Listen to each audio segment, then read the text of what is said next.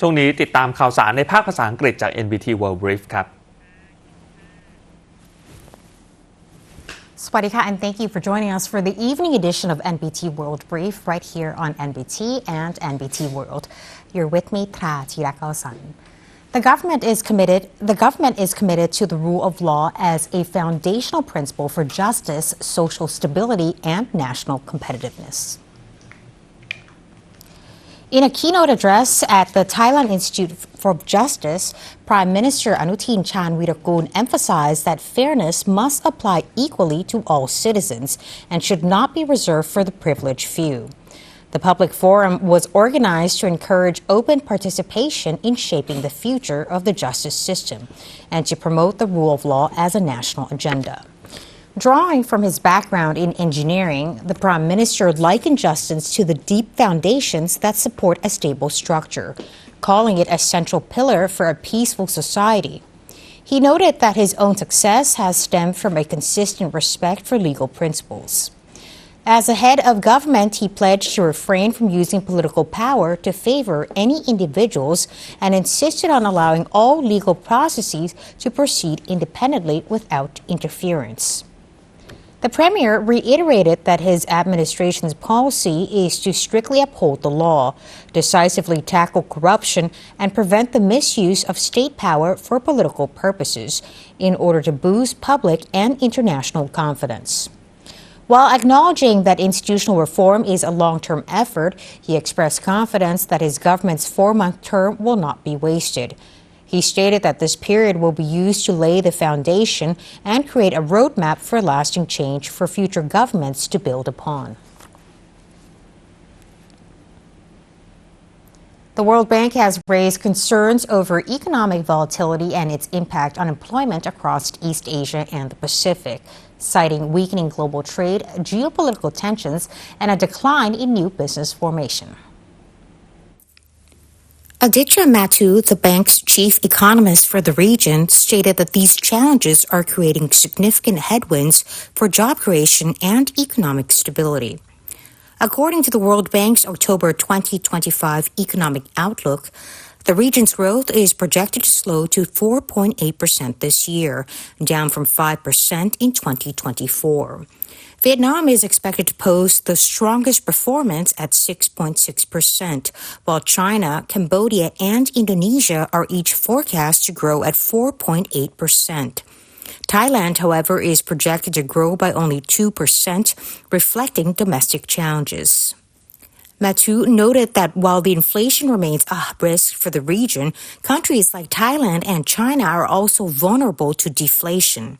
In response, Thailand has maintained a loose monetary policy, lowering interest rates to stimulate inflation and protect growth. The World Bank also warned that employment could face further pressure as automation and artificial intelligence replace traditional jobs, especially in manufacturing. With most future jobs expected to come from new businesses, the decline in startups is a worrying sign. For Thailand, the bank stated that structural reforms in labor, science-focused education, and reintegration of informal workers are essential to meet future economic challenges. The Stock Exchange of Thailand, or SET, believes the Thai stock market still has an opportunity to recover in the remaining months of 2025, supported by both domestic and international factors. Sorapon Tuliyasatien, Senior Executive Vice President at SET, stated that the U.S. government shutdown is expected to have only a limited impact on the SET index. However, he noted that broader concerns about the U.S. economy have led investors to seek safe haven assets, pushing gold prices to historic highs. A key international factor supporting a potential recovery is the possible easing of interest rates by the U.S. Federal Reserve, which could trigger capital inflows into Asian markets, including Thailand. Domestically, the government's economic stimulus measures are expected to bolster the market. This includes the 44 billion baht Kola Kring Plus co-payment scheme, which is anticipated to benefit listed companies in the consumer sector. Furthermore, the government has begun to implement clearer investment policies and has established a communications team to promote Thailand to international investors. While the outlook is cautiously optimistic, the SET noted that several risks require close monitoring. These include the future direction of U.S. interest rates, exchange rate volatility, and Thailand's persistently high household debt levels. Uthai Thani province has held its grand and unique Tak Bat Tebo ceremony with 500 monks descending a mountain to receive alms to mark the end of Buddhist Lent. Provinces across Thailand have held Tak Bat Tebo almsgiving ceremonies to mark the end of Buddhist Lent, with the grandest and most unique tradition taking place in Uthai Thani province. The event, presided over by Minister of Culture Sabida Thaiset, saw 500 monks descend the 449 steps from Sakya Krang Mountain to the courtyard of Wat Sangkat Ratana Kiri. Large crowds of residents and tourists gathered to offer alms of dry food and Khao Luk Yon, a traditional rice snack. The festival also featured a beautiful procession of Buddha images and a rare annual exhibition of intricately decorated ivory altar tables, which are displayed to the public only once a year for this occasion. In Rayong province, a similar ceremony was held at Wat Kiri Pawanaram, where a procession of people dressed as celestial beings led 50 monks down a hill to receive offerings from the public. The director of the Tourism Authority of Thailand's Rayong office, Wandi Phuen Udom, stated that the temple is poised to become a new key destination for faith-based tourism.